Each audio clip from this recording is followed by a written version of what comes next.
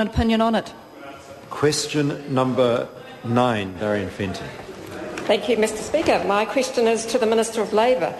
Does she have confidence the government is doing everything possible to ensure health and safety in the workplace? The Honourable Kate Wilkinson. Mr Speaker, yes, but we're constantly looking at what more we can do to ensure health and safety in the workplace. Ultimately, under our legislation, the responsibility lies with the employers to provide safe workplaces, and this government is working hard with business to promote a stronger safety culture. Darien Fenton. Does she believe that training workplace health and safety representatives is an important means of ensuring health and safety in the workplace?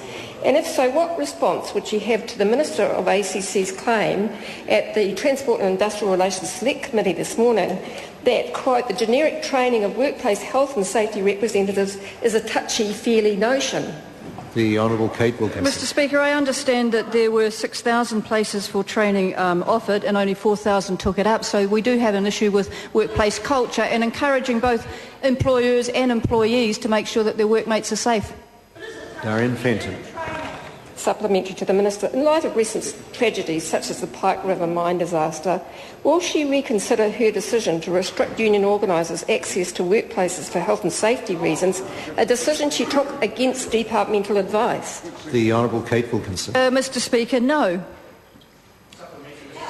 The Honourable Damien O'Connor. Thank you, Mr Speaker. To the Minister, does the Minister still stand by her response to me in a letter dated the 10th of June 2010 where she says, quote, I do not see any need for a review of the current mines inspection regime, and does this mean, unquote, and does this mean she will do nothing to improve mine safety until 2013 when the Royal Commission is due to report back? The Honourable Kate Wilkinson. Mr Speaker, in response to the first part of the question, yes. In response to the second, no. The Honourable Damien O'Connor. Mr Speaker, I seek leave to table two documents. This is a point of order. Order. Point of order, Mr Speaker. What do I need to do?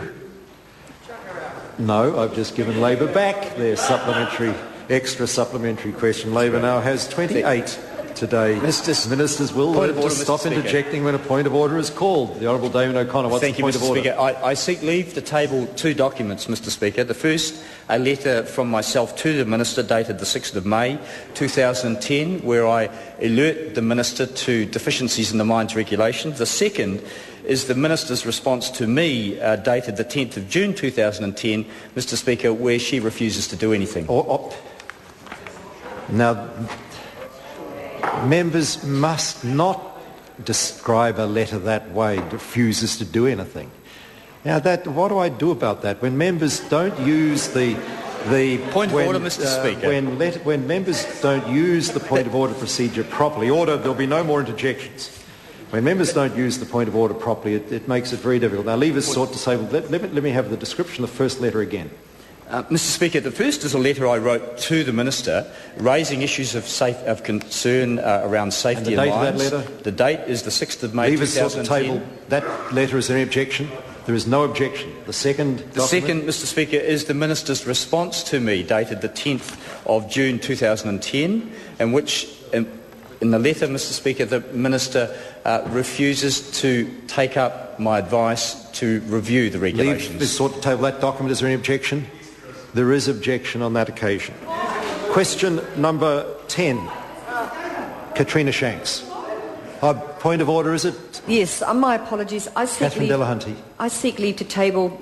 I seek leave to introduce my Equal Pay Amendment Bill, which will assist women find out if they're getting equal pay for equal work. Leave is sought to introduce that bill. Is there any objection to that course of action? There is objection. Question number 10, Katrina Shanks. To the Minister for Social